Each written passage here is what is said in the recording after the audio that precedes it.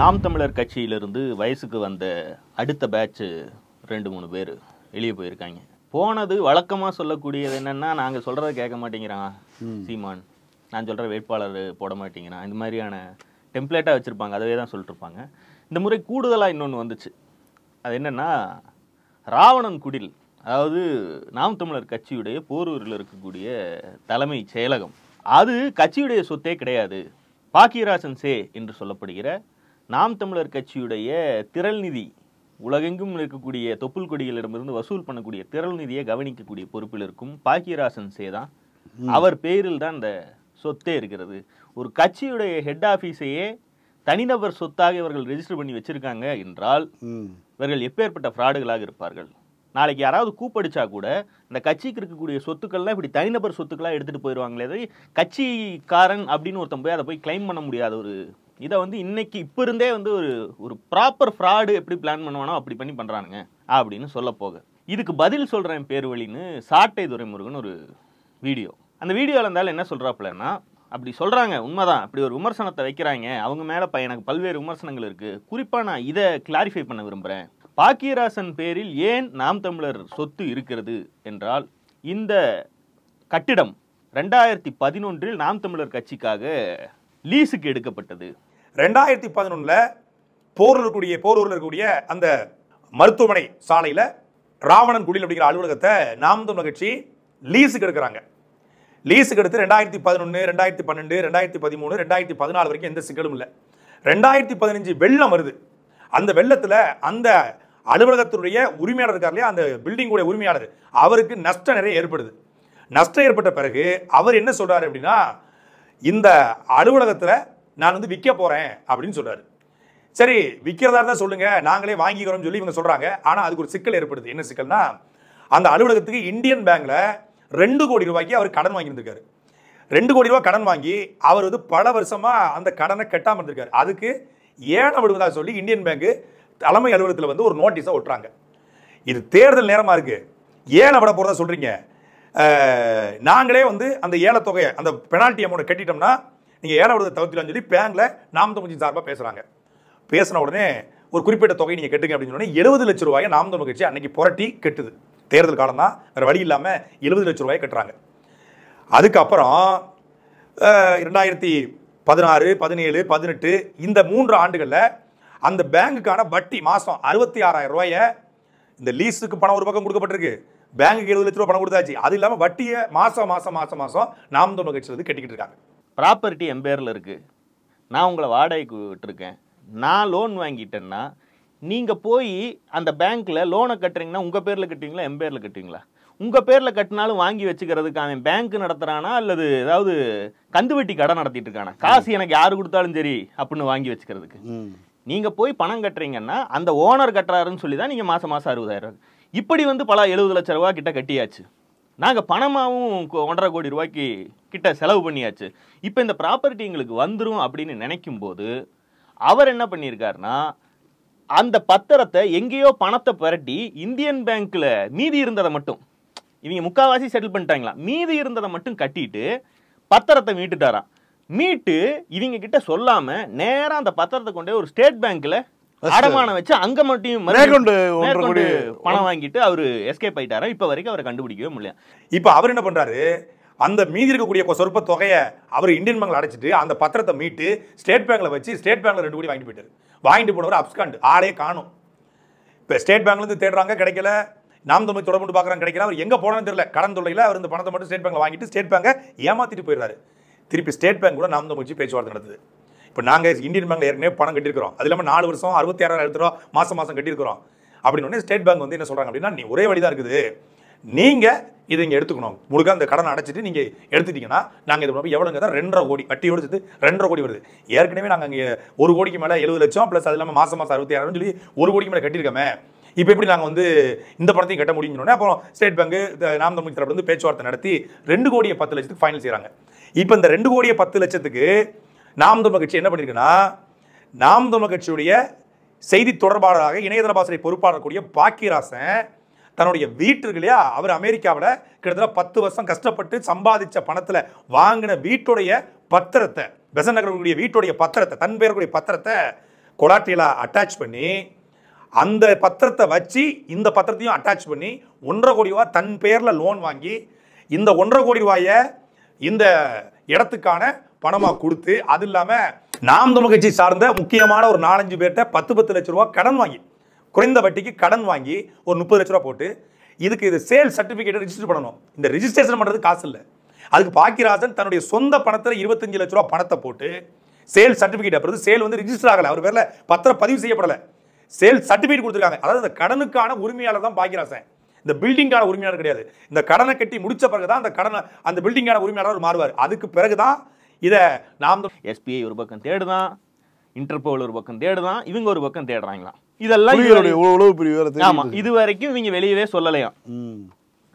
அதாவது தம்பிகள் வந்து நல்ல ஏறி செயினேன்னு காதை காட்டி உட்காருவாங்க, இவங்க ஏறி இந்த காது வழியா வர்ற அளவுக்கு பண்ணிட்டு இருக்கான். அது கதை என்னன்னா, ஸ்டேட் பேங்க் வாங்கிட்டாங்க. இப்போ ஸ்டேட் பேங்க்ல போயிட்டு இந்த சொத்துக்கு நாங்க வந்து வட்டி கட்டி இருக்கோம்.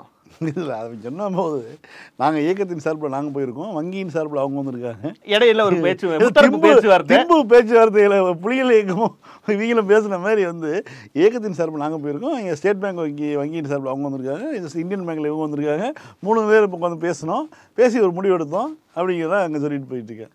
ஸ்டேட் பேங்க் என்ன சொல்றாங்கன்னா, இப்போ கடன் வாங்கிட்டு போயிருக்கான், இந்த கடனை நீங்க கட்டுங்க, அது வரைக்கும் நாங்க வந்து உங்ககிட்ட பத்திரத்தை சேல் டீட் நீ வச்சுக்கோ அப்படிங்கிற மாதிரி ஒரு டீலிங். ஏங்க, இந்தியன் பேங்க்குக்கு நீ பணம் கட்டுறேன்னு சொல்றதே, நீ அப்படி கட்டுனேன்னா அதை வந்து ஓனர் கட்டினதான் அது பார்க்கும். எவன் வேணாலும் வந்து கட்டுறதுக்கெல்லாம் பேங்க் கூடாது.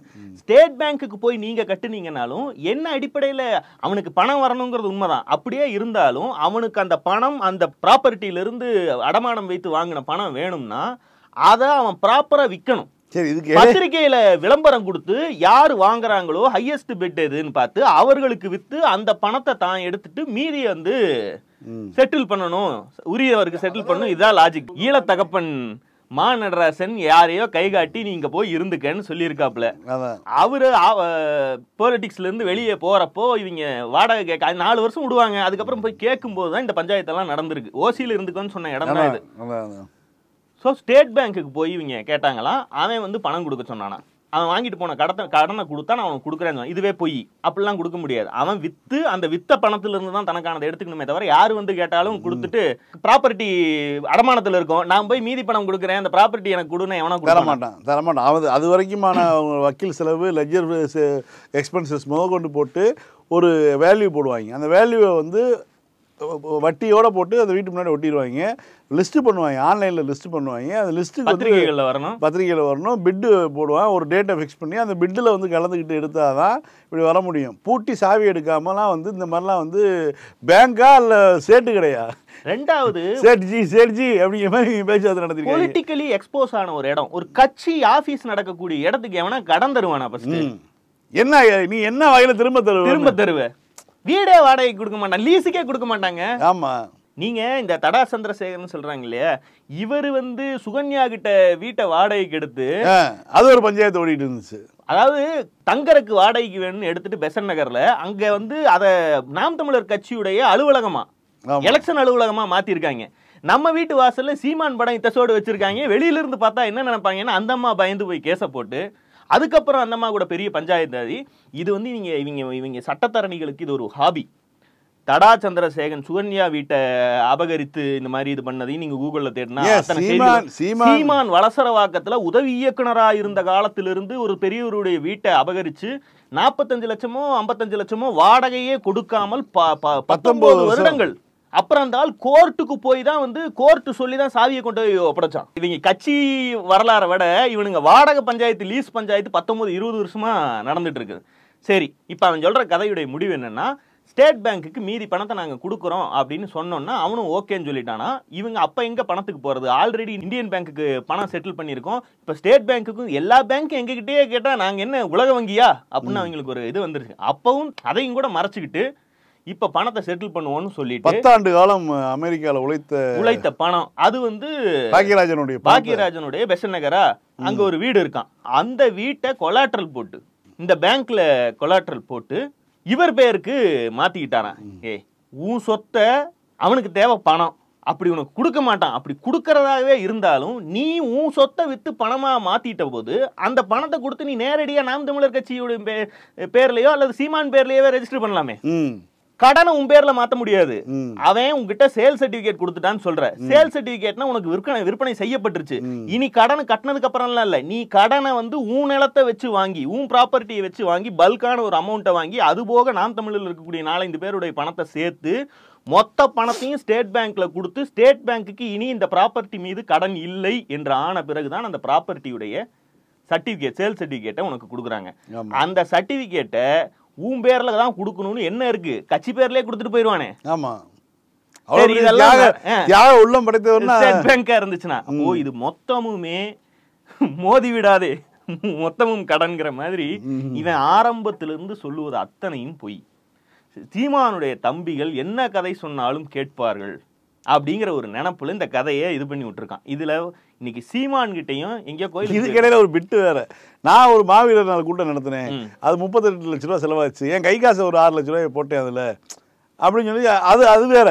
அதை மறந்துடாதப்பா, உங்க சண்டையில நான் கொடுத்த 100 ரூபாயை மறந்துடாதங்கிற மாதிரி நான் இடையில ஒரு மாவீரர் நாள் கூட்டம் நடத்தினேன், அதுல ஒரு 6 லட்ச ரூபா செலவு வேற. இப்போ நாம் தமிழர் தம்பிகளுக்கு அந்த சொத்து பாக்கியராஜன் பேர்ல இருக்கிறதால ஒன்றும் தப்பு இல்லை. அவர் பாக்கியராஜன் தான் மிகப்பெரிய தியாகம் பண்ணி இதெல்லாம் பண்ணியிருக்காரு, அதனால இப்போதைக்கு இருக்கட்டும்.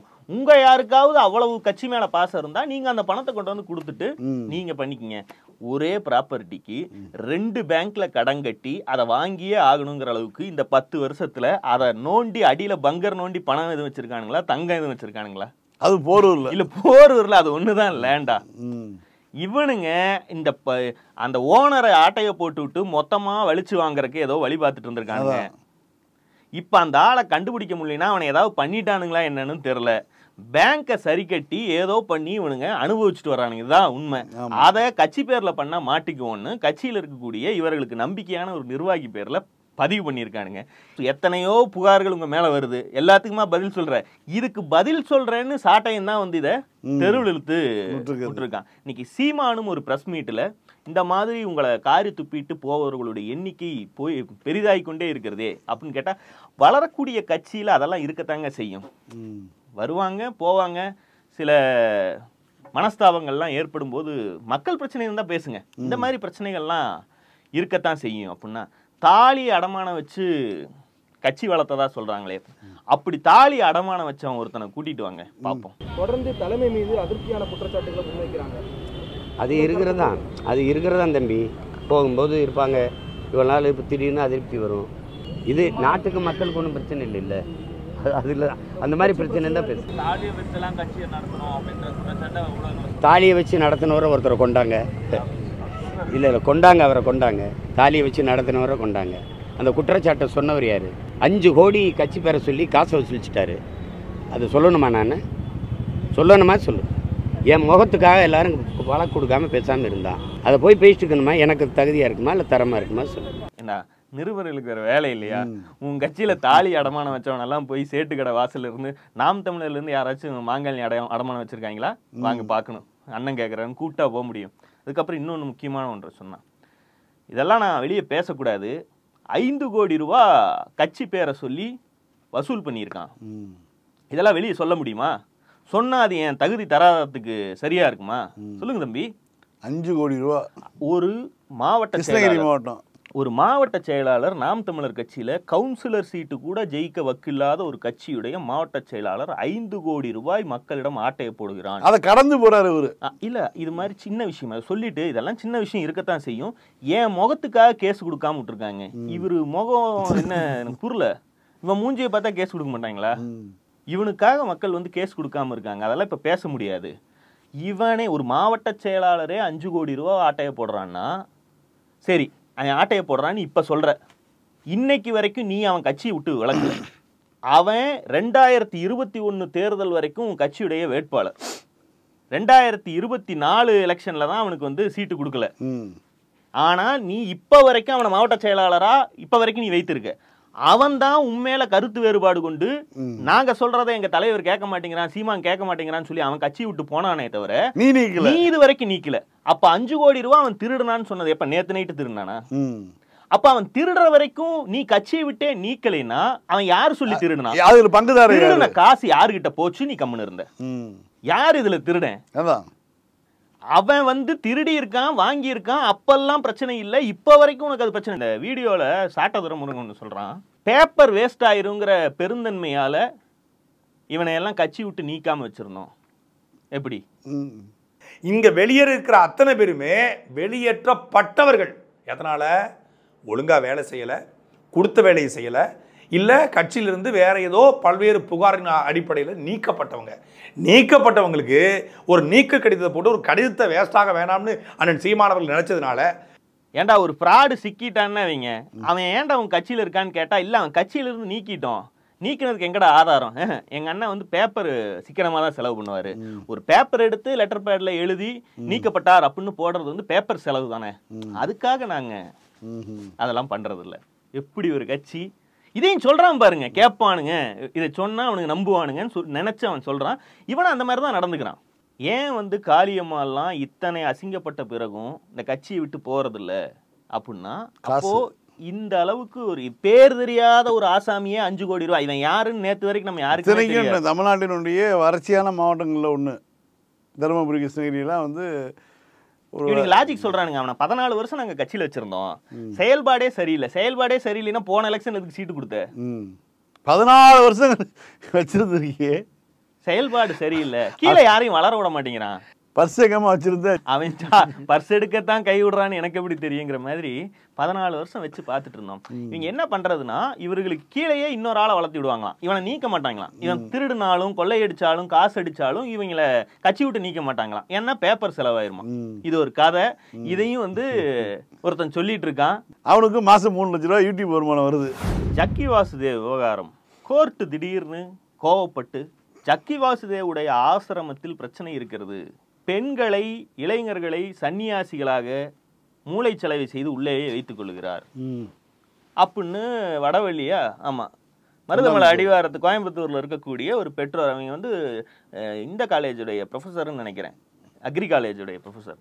இங்க பல வருஷமா, அவர் பேர் காமராஜ், எத்தனையோ வருஷமா போராடிட்டு இருக்காங்க. இடையில அது பிரச்சனை ஆகும் போது, அவங்க சொந்த ஊர் வந்து திருச்செந்தூர் பக்கத்துல, அவங்க சொந்த ஊர். சொத்துக்கள் அந்த பெண்களுக்கு 2 பேத்துக்குமே இருக்குது. அந்த சொத்து வந்து இவர்களுடைய மரணத்துக்கு பிறகு ஆட்டையை போடலாங்கிற பிளான்ல மூளைச்செலவு பண்ணி வச்சிருக்காங்க. அவங்க மொட்டை அடிச்சு அவங்கள வந்து சன்னியாசி ஆக்கி விட்டான் அப்படிங்கிற அந்த பெண்களே வந்து கோர்ட்ல நாங்க எங்க விருப்பத்தோட தான் இருக்கேன்னு சொல்றதால அந்த வழக்கு வந்து அப்படியே முடிச்சு வச்சிருக்கு. அந்த விவகாரம் மீண்டும் வந்து கோர்ட்டுக்கு வருது.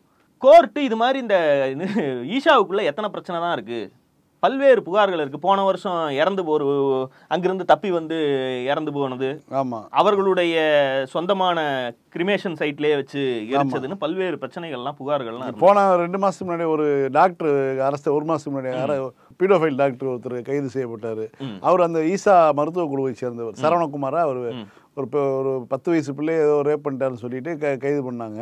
கடைசியில் பார்த்தா அவர் வந்து அந்த அந்த ஈசா மருத்துவ குழுவை சேர்ந்தவர்னு சொல்லி நீங்கள் செய்தித்தாளெல்லாம் போட்டிருக்காங்க. இது மாதிரி தொடர்ந்து சர்ச்சைக்குரிய விஷயங்கள்லாம் வந்துகிட்டு இருக்குது. குறிப்பாக அந்த பெண்லாம் அந்த யோகா பயிற்சிக்கு போன பெண் வந்து இறந்து போனதுக்கப்புறம் அதுக்குள்ளே வச்சு எரிச்சிட்டாங்க. 2 மாதம் கழிச்சு பார்த்தா கணவர் வந்து புகாரை வாபஸ் வாங்கிக்கிறேன்னு சொல்லி வாபஸ் வாங்கினது. இது எல்லாமே வந்து ஒரு சந்தேகத்துக்குரியதாகவும் சர்ச்சைக்குரியதாகவும் தான் இருந்தது. நீங்கள் ஒன்று கவனிங்க, திமுக ஆட்சிக்கு வந்த பிறகு ஜக்கி வாசுதேவை என்ன செய்திருக்க வேண்டும், என்ன செய்திருக்க முடியுங்கிறதுக்கான சின்ன சின்ன சாம்பிள்லாம் இந்த விவகாரத்துலேருந்து பார்க்கலாம். ஹைகோர்ட் இந்த மாதிரி ஒன்று கேட்குது, போய் விசாரணை பண்ணி என்கிட்ட அறிக்கை தாக்கல் செய்யணும் போலீஸுக்கு உத்தரவு போடுது. ஹைகோர்ட் போலீஸ் உள்ள போகுது, 2 நாட்கள் உள்ள போயிட்டு விசாரணை பண்ணிட்டு வருது. ஆயிரக்கணக்கான அறைகள் இருந்திருக்கு.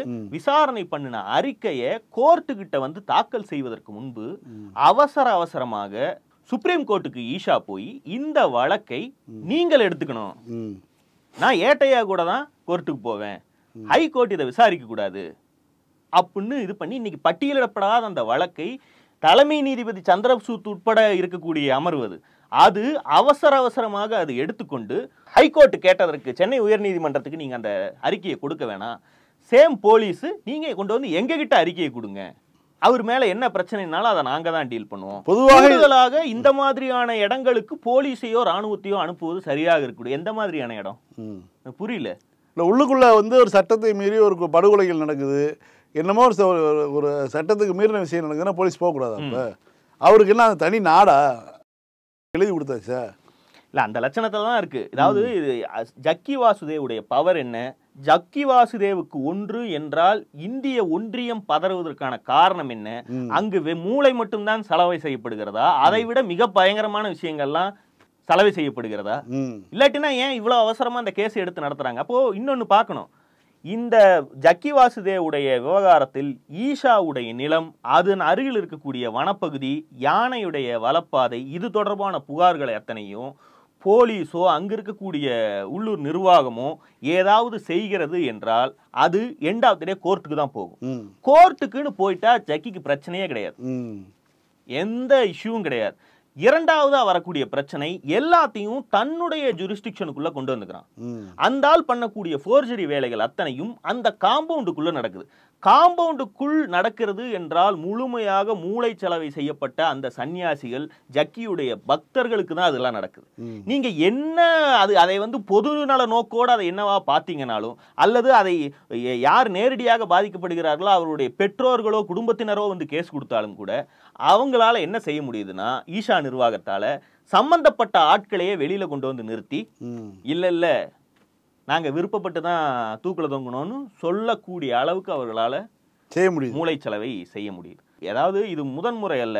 என்ன ஒண்ணுன்னா, ஒரு 20-30 வருடங்களுக்கு முன்பு பிரேமானந்தா மாதிரியான ஆட்கள் மாட்டிய போதே சாமியார்கள் ஆசிரமம் வைத்திருக்கக்கூடிய நிறுவனமயமாக்கப்பட்ட ஆசிரமங்கள் வைத்திருக்கக்கூடிய ஆட்கள் என்றாலே ஃபோர்ஜரிகள், ஃப்ராடுகள் அப்படின்னு திரைப்படங்கள்ல இருந்து பொது ஊடகங்கள்ல இருந்து எல்லாத்தையும் பதிய வைத்த ஒன்றை பாஜக ஒன்றியத்தில் ஆட்சிக்கு வந்த பிறகு ஒரு சுப்ரீம் கோர்ட்டே இதற்குள் போலீஸ் போகக்கூடாது, ராணுவம் போகக்கூடாதுன்னு சொல்லக்கூடிய அளவுக்கு ஒரு சிச்சுவேஷனை தலைகீழாக மாற்றி வைத்து, இத்தனைக்கும் வடநாட்டுகள்ல பாத்தீங்கன்னா தொடர்ந்து போலீஸ் சாமியார்கள் பாலியல் குற்றங்களில் மாட்டி மானங்கெட்டு உலகமே காரி துப்பும் அளவுக்கு நடந்து கொண்டிருக்கு. வெஸ்டர்ன் வேர்ல்டுக்கு வந்து இது மாதிரி கீழே நாடுகளைச் சேர்ந்த சாமியார்கள் யோகா ஆட்கள் மீது 80களில் பெரிய கவர்ச்சி ஒன்று இருந்தது. அவங்க ஏதோ மந்திரம் போட்டு சொர்க்கத்துக்கு அனுப்புவாங்க போல இருக்குன்னு. இதெல்லாம் பார்த்து தான் அவங்க எல்லாம் திருந்திருக்கானுங்க. இப்ப இந்த அரே ராமா கோஷ்டி தான் ரோட்ல நின்று வாவான்னு கூப்பிட்டு இருக்கே தவிர இப்ப ஒரு பெரிய சாமியாராக அங்க யாராலையும் இது பண்ண முடியல. நித்யானந்தமே கூட தனியா ஒரு தீவை வாங்கிட்டு போய் உட்காந்துட்டு தான் இருக்க முடியுதே தவிர ஒரு வெஸ்டர்ன் கண்ட்ரியில போய் இதே வேலையை செய்ய முடியல. இதுதான் சிச்சுவேஷன். ஆனால் இங்கு அவர்களுக்கு சொர்க்கம் உண்டாகிருக்கு, என்ன வேணாலும் செய்யலாம். ஊடகங்கள் மொத்தமும் இதை ஏப்பா உள்ளுக்குள்ள என்ன நடக்குது, ஏன் நீங்க அப்படி பேசுறாங்க, அவர்களுக்கு ட்ரக் கொடுக்கப்படுகிறதா, எதை பத்தியும் யாருக்கும் கவலை இல்லை, அதை யாரும் கேள்வி எழுப்புவதும் இல்லை. நீங்க தமிழ்நாட்டிலேயோ இந்தியாலேயோ ஜக்கி மாதிரியான ஒரு ஆசாமியை எதிர்த்து மெயின் ஸ்ட்ரீம் ஊடகங்கள்ல பேசவே முடியாது. டைரக்டா போன் வரும், யார் சொன்னால் நீங்கள் நடுங்குவீர்களோ அவர்கள்ட்ட இருந்து போன் வரும். எதிர்க்கட்சிகள் மட்டும்தான் பேச முடியும். எதிர்க்கட்சிகளிலும் சனாதனத்தை எதிர்க்கிற இந்து மதத்துடைய சிடுக்குகளை எதிர்க்கக்கூடிய கொள்கை வைத்திருக்கிறவர்களால் மட்டும்தான் அதை பேச முடியும். மற்றவர்கள் பேசுனாங்கன்னா நீ இந்து மதத்துக்கு எதிரின்றான். அப்ப எதுக்கு சொல்ல வரேன்னா, இந்த ஆசாமி சட்டபூர்வமாக தன்னை பாதுகாத்துக் கொள்வதற்கு எல்லா செட்டப்பும் பண்ணி வச்சிருக்காங்க. தமிழ்நாடு அரசாங்கமும் கோர்ட்டு சொல்றதானே செய்ய முடியும். அது நடவடிக்கை எடுத்துருச்சு. 150 அதிகாரிகளோட விசாரணைக்கு உடனே ஒரு நாள் 2 நாள் போயிட்டாங்க. போயிட்டு அவங்க வெளியே வந்து கோர்ட்டுக்கு போய் ரிப்போர்ட்டை கொடுக்கறதுக்கு முன்னாடி இவன் சுப்ரீம் கோர்ட்டை கதவை தட்டி அந்த ரிப்போர்ட் அங்கு போகக்கூடாது, இங்க வரணும்னு சொல்ல வைக்கிறான்னா அதிவேக நீதி வேற யாருக்கு கிடைக்கும்? ஆமா, எப்படி அதை சாதிக்கிறார்கள்? இப்ப யார் மேல இந்த நம்பிக்கையை வைப்பது? ஒரு பக்கம் ஆட்சி அதிகாரம் மோடி போன்ற ஆட்கள்கிட்ட மீண்டும் மீண்டும் கையகப்படுத்தப்படுகிறது. இன்னொரு பக்கம் வந்து ஒரே ஒரு நம்பிக்கை ஜனாதிபதி அப்படின்னா ஜனாதிபதி அவருடைய கைப்பாவையாக இருக்கிறாங்கிற குற்றச்சாட்டுகள் எழுதுது. இன்னொரு பக்கம் பார்த்தீங்கன்னா நீதிமன்றங்கள் வந்து கேள்வி கேட்கும், உச்சநீதிமன்றங்கள் நீதித்துறையின் மீது தான் கடைசி நம்பிக்கை வைக்க முடியும்னு பார்த்தோம்னா அவர்களே இது போன்ற உத்தரவு பிறப்பித்து இந்த மடங்களுடைய புனிதத்தன்மையாக அவர் சொல்லக்கூடிய விஷயங்களை வந்து உறுதிப்படுத்துகிற மாதிரி அவங்க பேசுகிறாங்கல்ல. போலீஸினுடைய கால்கள் உள்ளே படக்கூடாதுன்னா என்ன அது? அவன் கால் ஃபோட்டோவை நான் 3200 ரூபாய்க்கு விற்கிறேன், போலீஸ் கால் உள்ள பரக்கூடாது, உள்ள என்ன வேணாலும் பண்ணிக்கலாமா? அதிகபட்சம் என்ன செய்ய முடிகிறது என்றால், இந்த 4 வருடங்கள்ல ஜக்கி வாசுதேவ் வந்து ஆத்தா காப்பாத்துறேன் மரத்தை கோயில் கூட கேட்க முடியல. கேட்காம இந்தியாவுக்குள்ளேயே வராம அப்படியே ஃபாரின் டூர்லயே சுத்திட்டு இருக்கிறதும் சிவராத்திரிக்கு வந்து ஏன்னா இந்த சிவராத்திரிக்கு வந்து டான்ஸ் ஆடுவதும் கூட இந்தியாவில் இருக்கக்கூடிய அரச பதவிகள்ல அதிகாரத்தில் இருக்கவங்களை பயமுறுத்துவதற்கு அல்ல. அவங்களுடைய வருகை தானே இதை என்ஹான்ஸ் பண்றது. மோடி மாதிரியான ஆட்களா சிவராத்திரிக்கு வந்து இவங்க கூட டான்ஸ் ஆடிட்டு போகும்போது அந்த பகுதியில் இருக்கக்கூடிய அதிகாரிகளுக்கு IAS அதிகாரி ஆட்சி இன்னைக்கு திமுக இருக்கும் நாளைக்கு வேற கட்சி இருக்கும் அது பிரச்சனை இல்லை. ஆனால் ஒரு அதிகாரி சட்டபூர்வமாக அதுக்கு நடவடிக்கை எடுக்கணும்னு எப்படிங்க தோணும்? நாளைக்கு நம்மளை என்ன பண்ணுவாங்கங்கிற அச்சம் தானே வரும். இப்படி இவர்களை எனேபிள் பண்ணி விடுவதே பாஜக தான். அதுக்கு மட்டும்தான் வந்துட்டு போயிட்டு இருக்காப்ல. வேற எந்த அரசியலும் பேசாம கமுக்கமா சுத்திட்டு இருக்கிறது மட்டும்தான் நடந்துட்டு இருக்கு. இவ்வளவுதான் இவர்களை கட்டுப்படுத்தவே முடியுது. தமிழ்நாட்டுக்குள்ள கோயம்புத்தூர்ல இப்படி ஒரு தனி உலகத்தை சிருஷ்டிச்சு இல்லாட்டினா காவேரி காலிங் எதையாவது ஒன்று சொல்லிக்கிட்டு வண்டி எடுத்துகிட்டு போகிறது, ஊராக சுற்றுறது, நிகழ்ச்சி நடத்துறதுன்னு பண்ணிட்டு இருந்தார். அதெல்லாம் வந்து குறைச்சிருக்காங்க இங்கே. ஏன்னா எனாமஸ் பவரோட வந்து இந்தியாவினுடைய உச்சநீதிமன்றம் பிரதமருக்கு உத்தரவிடக்கூடிய அதிகாரம் படைத்த உச்சநீதிமன்றமே ஒரு அரசினுடைய காவல்துறை உள்ளே போகக்கூடாதுன்னா மாநிலத்தினுடைய சட்ட ஒழுங்கை கையில் வச்சுருக்கிறது போலீஸு. இந்த தமிழ்நாடு அரசு வந்து ஒரு விஷயத்தில் தலையிடக்கூடாது அப்படின்னா ஒரு சட்ட ஒழுங்கு சீர்குலைவு நடக்குதுன்னா அப்போ போலீஸ் போகாமல் யார் வந்து கைது பண்ணுவா? இது வந்து நேரடியாக அவர் நீதிபதியே வந்து கைது பண்ணுவாரா? இல்லை இது இப்படியே போகும். இது கொடுக்கக்கூடிய தைரியம் என்ன நடக்கும்னா நம்மளை யாராலும் ஒன்றும் பண்ண முடியாதுங்கிற ஒரு தைரியத்தில் கொண்டு புதைப்பாங்க. பிரேமானந்த ஆசிரமத்தில் மாதிரி கொண்டு புதைப்பாங்க. அன்னைக்கு சிக்குவாங்க. ஏன்னா 10 வருஷம் 15 வருஷம் ஒரு இதை வந்து இரும்பு திரை போட்ட ஒரு உலகமா ஒன்று நடத்திட்டு ஒரு சம்பவம் சொல்றேனே. நியூஸ் 18 நினைக்கிறேன், அவர் கண்ணன் இருக்காரு. அவர் வந்து அவர் ஆசிரமத்தில் போய் பேட்டி எடுக்கும் பொழுது அவர் வந்து சில கேள்விகளை கேட்குறாரு. அவர் வந்து ஒரு செய்தியாளர் ஒரு ஜக்கிவாசனுடைய ஈசா மையத்தில் போய் பேட்டி எடுக்கிறார். பேட்டி எடுக்கும்போது 2 பேருக்கு வந்து வார்த்தைகள் சூடாகுது. அவர் விருப்பப்படியான கேள்வி வந்து இவர் கேட்கல. இவர் கூடுதலான கேள்விகள் கேட்கும்போது அவர் டென்ஷன் ஆகிறார். எரும மாட்டுக்கு பின்னாடி யார் நடிக்க முடியுமா அதுன்னு சொல்லி அவர் ரைஸ் ஆகிட்டே போகிறாரு. அதுக்கு பிறகு வந்து சமூக வலைத்தளங்களில் அவருக்கு ஆதரவான அந்த செய்தியாளருக்கு ஆதரவான கருத்துக்கள் பேசப்படுது. அந்த பேட்டியவே ஒளிபரப்பை மட்டும் செய்யாமல் அவரை வந்து ஓரங்கட்டியே வச்சுட்டாங்க. அதுக்கப்புறம் அவரு வரவே இல்லை பாருங்க. அவருக்கு அப்போ எவ்வளோ பெரிய அச்சுறுத்தல் இருந்துச்சுன்னா அது வரைக்கும் அவர் வந்து தொலைக்காட்சிகளில் பேட்டி எடுத்துகிட்டு இருந்தார். அவர் யாருக்கு ஆதரவாக இருந்தாரோ எதிராக இருந்தாரோ அதெல்லாம் அப்புறம் அவர் தன்னுடைய முகத்தை காட்டிட்டு இருந்தார்ல, அவர் அப்படியே அமைதியாகவே போயிட்டார்ல. என்ன காரணம்னு சொல்லி யோசனை பண்ணி பாருங்க. சத்குருன்னு பேரை சொல்ல மாட்டேன், உன் பேர் ஜக்கி தானே, நீங்க ஏன் என்ன ஜக்கின்னு சொல்றீங்கோ, சத்குருன்னு சொல்லுங்க. பிரைம் மினிஸ்டர் வந்தா 90 வாசுதேவ்னு கூப்பிட்டுக்கிட்ட, அதுக்கப்புறம் 2000 வந்து ஜக்கின்னு வச்சுக்கிட்ட, நீ 10 வருஷத்துக்கு ஒரு பேரை மாத்துவ. அதுதான் அவரும் மனசுல நினைச்சிருப்பாரு. ஏன் சத்குருன்னு கூப்பிட மாட்டீங்களா? அதான் கேட்டாரு. நீங்க உங்க பேர் ஜக்கி தானே கேட்டாப்ல திரும்ப. இது மாதிரியான ஒரு போலி சாமியார் தமிழ்நாட்டில் உட்கார்ந்து இப்படி ஒரு தனி உலகத்தை நடத்தி கொண்டிருப்பது என்பது தமிழர்களுக்கு மிகப்பெரிய அவமானம். அது எப்போ இவர்களை விளக்குகிறார்களோ. நித்யானந்தா மீது வந்த கோபம் ஏன் இங்க வர மறுக்கிறது? இல்ல இந்த சீமான் இருக்கான்ல, கன்னடர் தானே ஜக்கி. ஆமா, உன் ஊர்ல போய் ஆசிரமம் போடாத, என் ஊர்ல உனக்கு என்ன வேலைன்னு இத்தனை வருடத்துல எல்லா தெலுங்கர்கள், கன்னடர்கள், மலையாளிகள் எல்லாம் வந்து வாழ்றாங்க. தமிழனுக்கு உரிமையே போச்சுன்னு பேசுறேன்ல. ஜக்கி இது வாசல்ல போயிட்டு ஒரு கன்னடம் நடத்தக்கூடிய போலிச்சாமியார் நடத்தக்கூடிய நிறுவனத்துக்கு தமிழ் மண்ணில் என்ன வேலை, கொங்கு மண்ணில் அவனுக்கு என்ன வேலை அப்படின்னு சீமான் கேட்கட்டும், பாத்துரும். போய் நாம் தமிழர் கட்சி போய் முற்றுகையிடுதான் பாப்போமே. எந்த அளவுக்கு அவனுடைய செல்வாக்கு இருக்குது, சீமான் யாருன்னு இதுல தெரிஞ்சுக்கலாம். நாளை சந்திப்போம். லைக் பண்ணுங்க, ஷேர் பண்ணுங்க, சப்ஸ்கிரைப் பண்ணுங்க, கமெண்ட் பண்ணுங்க. பை.